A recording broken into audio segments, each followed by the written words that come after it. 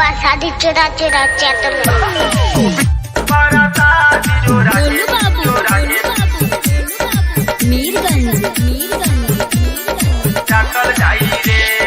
माई शेरावाली के महिमा महान रे चली अरवा आरती करे सुबह शाम रे माई शेरावाली के महिमा महान रे चली अरवा आरती करे सुबह शाम रे जागरण में रात भर झूमल जाई रे परसादी चोरा के खूब चाटल जाई रे परसादी चोरा के खूब चाटल जाई रे। अरे मतलब पूजा में रहबे न बाहर ना जाइबे। हां रहल जाई पे ना चल जाई आप शादी चुरा चुरा चैटल खूब चाटल जाई रे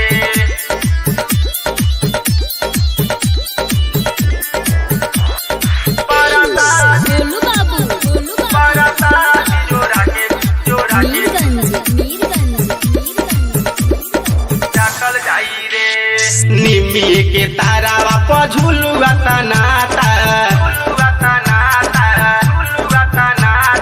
गैया के गोबर से अंगना लिपाता निमी के तारावा पर झुलुआ तनाता गैया के गोबर से अंगना लिपाता डीजे बजा के खूब झूमल जाई रे परसादी चोरा के खूब चाटल जाई रे परसादी चोरा के खूब चाटल जाई रे। अरे मतलब पूजा में रहबे न बाहर ना जाइबे। हां रहल जाई पे ना चल जाई आप शादी चुरा चुरा चैटल खूब चाटल जाई रे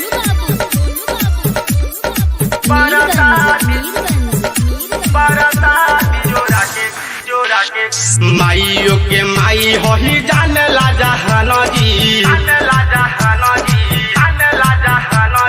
सात बहिनिया के निमिए हो जान जी